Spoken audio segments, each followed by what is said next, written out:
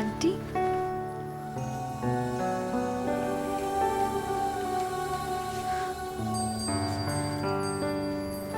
আচ্ছা বান্টি, আমার একটা কথা বলতো, সবার মতন তুইও কি ভাবিস আমি পরীকে খুন করেছি?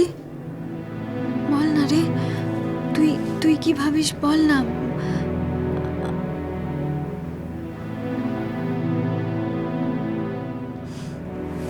বুঝতে পেরেছি, তুইও ভাবিস যে আমি তোর পরিমাকে খুন করেছি, তাই না? না, তুই আমার পরিমাকে মারিসনি। বান্টি, কি বললি তুই? তুই আরেকবার বল। তুই তুই জানিস না, তোর মুখ থেকে এই কথাটা শুনে আমার আমার কতটা ভার নেমে গেল বান্টি। বললাম তো তুই পরিমাকে মারিসনি। তাহলে কেন বলতো, কেন আম্মা এরকম বলছে? তোর কিচ্ছু মনে পড়ছে না? পরিমাকেও না? আরে না, আমার আগেও এরকম হতো, আমি ভুলে যেতাম, কিন্তু কিছুদিন পর জানি সবকিছু আবার মনে পড়ে যেত, আমি আবার স্বাভাবিক হয়ে যেতাম। কিন্তু এবারে আমার কিছুতেই কিচ্ছু মনে পড়ছে না। আর সেই সুযোগ নিয়ে এরা এরা আমার নামে যা খুশি তাই বলছে, করছে। তুই আমার মাকে দেখেছিস? না মানে জানি না, আমার তো কিছু মনে নেই। আমি পরীকে দেখেছি কি দেখিনি আমি জানি না। সবাই বলছে তুই আমার পরিমা। আমি তোর পরিমা কিনা জানি না, তবে তুই চাইলে আমি তোর মা হতে পারি। ঠিক আছে, তুই আমার নতুন মা। নতুন মা?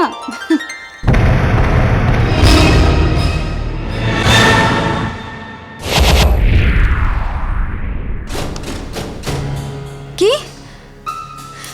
কি বাজে কথা বলছিস? আমি আমি কেন তোর নতুন মা হতে যাব? আমি তোকে কতবার বলেছি না এখানে আসবি না, সারাদিন ধরে খালি আমায় জ্বালাতন করিস, যা এখান থেকে। কিন্তু তুই তো বললি। একদম বাজে কথা বলবি না বান্টি। আমি তোকে কতবার বারণ করেছি না আমাকে মা বলবি না? আমি তোর কেউ না, আমি তোর মা নই, বুঝেছিস? তোকে আমি করতেও যাবো না, করতেও যাবো না। বান্টি, বান্টি ছাড় আমাকে, ছাড় আমাকে। আর কোনোদিন আমার কাছে আসবি না, যা চলে যা এখান থেকে, যা এক্ষুনি চলে যা আমার ঘর থেকে, যা।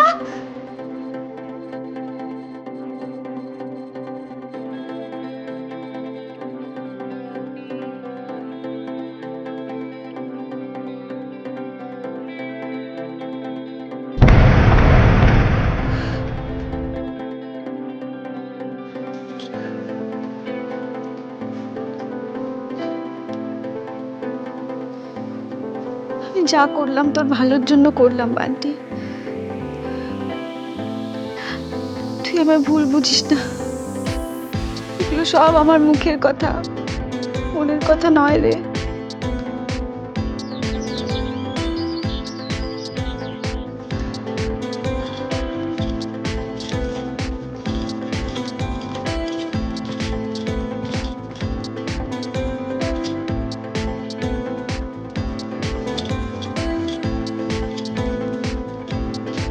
কি ব্যাপার আয়না? আমরা তো তোমার সঙ্গে কোনোদিন খারাপ ব্যবহার করিনি, কখনো কোনো বাজে কথা বলিনি, তাহলে তুমি এরকম ব্যবহার করছো কেন? কি হয়েছে আমি তো বুঝতে পারছি না, তুমি খুব রেগে আছো মনে হচ্ছে। কি হয়েছে মানে? তুমি কি এর মধ্যে সব ভুলে গেলে নাকি? সত্যি আয়না, তোমার মতিগতি বোঝা আর আমাদের পক্ষে সম্ভব হচ্ছে না। কি হয়েছে আমি বলবে তো? তুমি বান্টির সঙ্গে খারাপ ব্যবহার করেছো কেন? হ্যাঁ, তোমার মনের অবস্থা আমরা বুঝতে পারছি, কিন্তু বান্টিকে ওইসব বলা কি তোমার উচিত হয়েছে? তুমি জানো যে পরিনির্দেশ হওয়ার পর বান্টি শারীরিকভাবে মানসিকভাবে কতটা ভেঙে পড়েছে। আমরা সারাক্ষণ চেষ্টা করি যাতে ওর কোনো অসুবিধে না হয়, ওর মনের উপর কোনো চাপ না পড়ে। আর তুমি তুমি তুমি আগে শুনবে তো আমি কেন বান্টিকে। আর শোনার কি আছে? পরির জায়গায় বান্টি তোমাকে বসিয়েছিল, তোমার সঙ্গে ওর একটা অন্যরকম সম্পর্ক তৈরি হয়েছিল, আর তুমি কিনা। আমি জানি বাবা, কিন্তু ওই সময় বান্টির সাথে খারাপ ব্যবহার না করলে ওর ওর প্রাণের ভয় ছিল।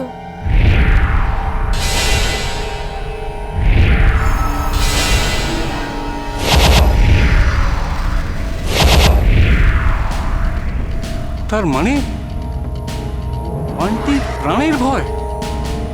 কি বলছো তুমি? ওইটুকু একটা বাচ্চাকে কে মারবে?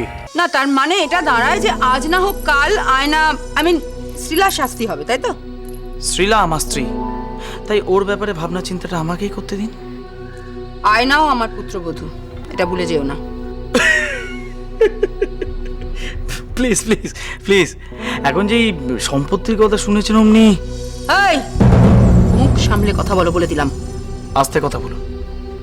আপনি আমার সঙ্গে এইভাবে কথা বলেছেন, এটা যদি আম্মা জানতে পারে তাহলে কিন্তু আমিও আপনাকে আম্মার হাত থেকে রক্ষা করতে পারবো না, এটা আমি বলে রাখলাম।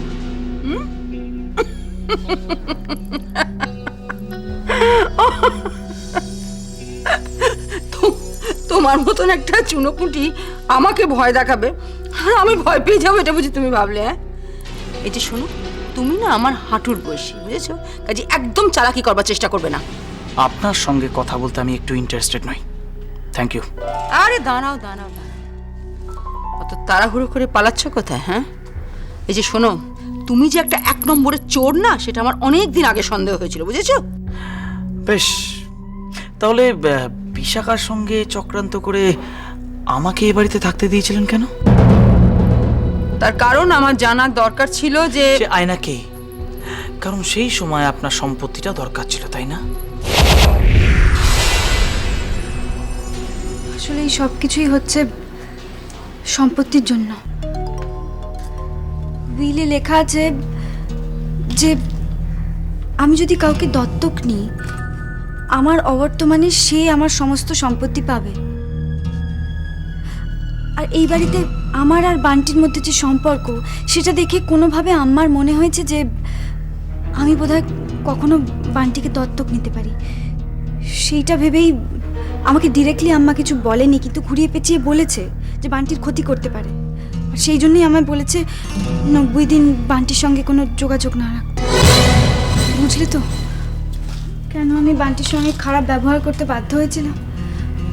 আসলে সেই সময় যখন আমি বান্টির সাথে কথা বলছিলাম, তখন রীতা পিসি আর প্রতীক আমাদের দিকে নজর লাগছিল, আমি ওটা দেখতে পেয়েছি। তখন যদি আমি বান্টির সাথে খারাপ ব্যবহার না করতাম, তাহলে ওরা গিয়ে সমস্ত কথা আম্মাকে বলে দিত। তারপর তো তুমি বুঝতেই পারছো। বাবা বাবা বান্টিকে আমি নিজেও খুব ভালোবাসি, ও আমার প্রাণ। ওর কিছু হয়ে গেলে আমি নিজেই তো বাঁচবো না। কিন্তু একই বাড়িতে দুজনকে আলাদা করে কতক্ষণ রাখা যাবে? ও তো বারবার তোমার কাছে যেতে চাইবে, তখন যদি ওরা দেখে ফেলে তাহলে তো ভয়ঙ্কর কাণ্ড হবে। উফ, যাক, নতুন উপদ্রব শুরু হলো। বান্টিকে আমাদের সবসময় আগলে রাখতে হবে। আমাদের ওকে বোঝাতে হবে, দরকার হলে আমি নিজে ওকে বোঝাবো। তবে একটা কথা বাবা, আমি বেঁচে থাকতে আমি বান্টির কোনো ক্ষতি হতে দেব না। বান্টির জন্য আমি যা করার হয় তাই করব, তাতে আমার প্রাণ যায় তাও ভালো।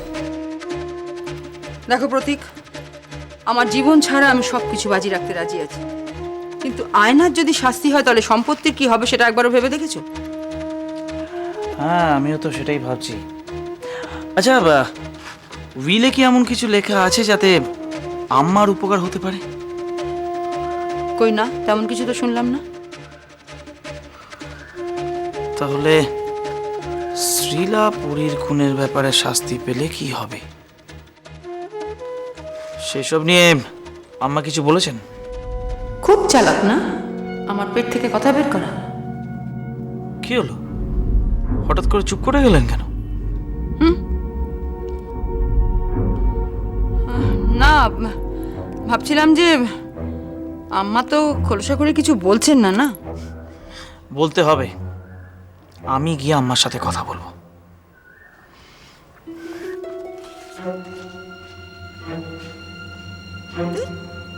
খুশি করবে যা। আমি ভাবছি আমার কথা, আয়নার যদি শাস্তি হয়, এতখানি সম্পত্তি কে পাবে? কি এক অদ্ভুত রোগ মেয়েটার, যেখানে সেখানে এক একটা করে বিয়ে করে রাখবে, তারপর সেটা ভুলে যাবে। আর এই জাতা কলে পড়েছে সুমনটা, ওর আবার না হেভি লস হয়ে যায়। আচ্ছা, শেষমেশ এই বান্টি বাজিমাত করবে না তো?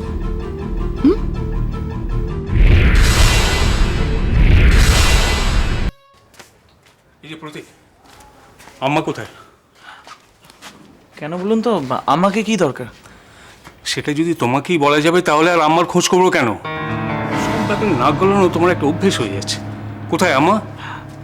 একটু বেরিয়েছেন। কখনই তো ওনাকে পাওয়া যায় না। একটা দরকারি জিনিস জানার ছিল। কখন ফিরবেন? আসলে আমি ঠিক বলতে পারবো না, পার্টির কাছে গেছেন তো। 1 ঘন্টাও লাগতে পারে, আবার 1 বেলাও লাগতে পারে। কি করে বলি বলুন তো? পার্টির কাজ মানে? আম্মা আবার পার্টিতে কি কাজ করে? হুম, সেসব তো কিছুই জানেন না। আরে বাবা, আম্মাকে পার্টিতে কত রকম কাজ করতে হয় জানেন? আর তাই তো পার্টিতে আম্মাকে সবাই খুব সম্মান করে। বাবা, এত কাণ্ড জানতাম না তো। তা পার্টিতে কি কাজ করে আম্মা? মানে আমি জানতে চাইছি। এই যত রকম ক্যাচরা মানে পার্টিতে আছে, সব কিছু তো আম্মাকেই সাফাই করতে হয়। আম্মার মতো জঞ্জাল পরিষ্কারের কাজ কেউ করতে পারে না।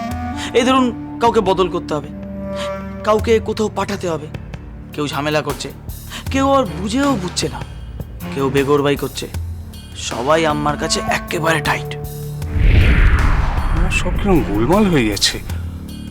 আম্মা, পার্টি, তুমি, আয়না, সম্পত্তি সব মিলেমিশে কিরকম জট পাকিয়ে যাচ্ছে। তুমি আমাকে একটা কথা বলতে পারবে? পার্টি ছাড়া অন্য কথা বললে নিশ্চয়ই পারবো। বলুন, কি জানতে চাইছেন? না থাক, তোমাকে বলে কোনো লাভ হবে না। আমার সাথে কথা বলেই ভালো। আপনার কি হলো বলুন তো? কেমন পার্টির কথা শুনেই চুপসে গেলেন? হ্যাঁ, দরকারি কথা হলে মুশকিল আছে, কারণ আম্মা যখন এখনো আসেননি তখন মনে হচ্ছে আসতে একটু দেরি হবে। তবে হ্যাঁ, কাল আম্মা আমাকে একটা কথা বলছিলেন। আজ বোধহয় কি ধোলাইয়ের কাজ আছে আম্মা। ধোলাইয়ের কাজ? কেন, আম্মা কি জামা কাপড় কাচাকুচি করেন নাকি? ঠিক, আম্মা কাচাকুচিই করেন, তবে জামা কাপড় নয়। পার্টিতে যত নোংরা ময়লা আছে সব কিছু কেচে বার করে দেন। আর তাই তো আম্মাকে পার্টিতে কি বলে বলুন তো? Washing machine. Washing machine?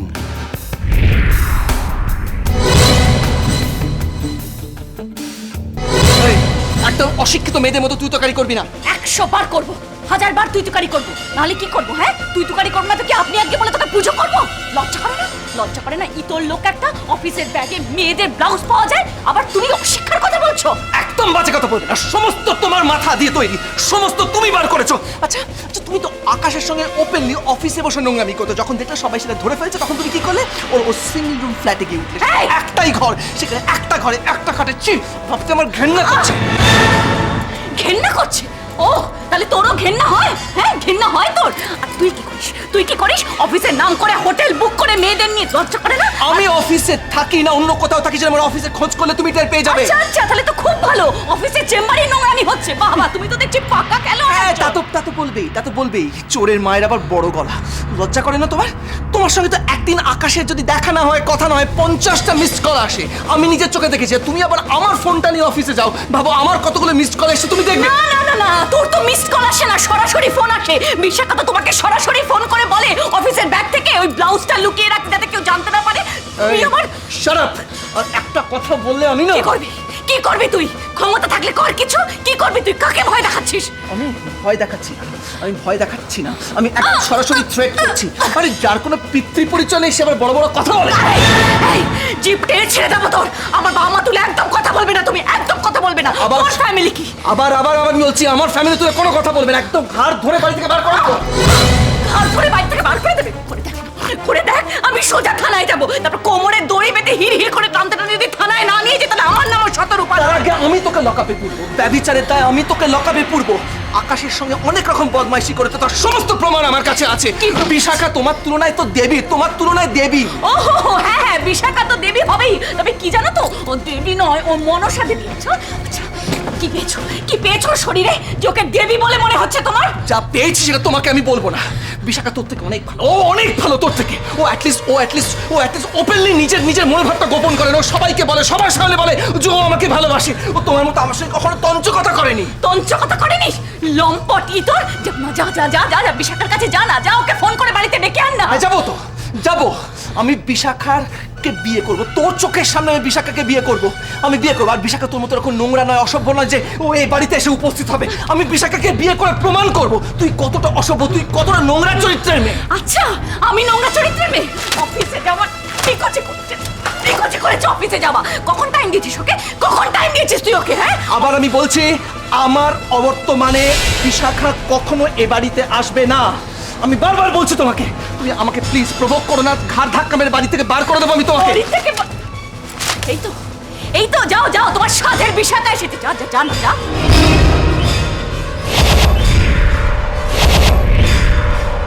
যা ওকে বিয়ে কর গিয়ে, ঘাড় ধাক্কা দিয়ে বিয়ের পিড়িতে বসাবে তোকেও। ওর মতো মেয়ের সঙ্গে যা তুই করেছিস, তারপরে তুই কি ভাবিস তোকে ছেড়ে দেবে অত সহজে? যা যা যা, বিয়ে কর না, যা। করবো, তোর চোখের সামনে আমি বিশাখাকে সিঁদুর পরিয়ে দেবো, দেখবি? দেখ।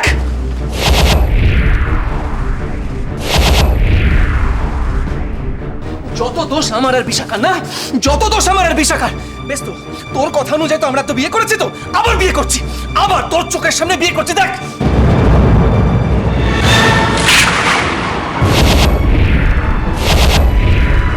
কি করবি, কি করবি তুই, কি করবি? অপূর্ব,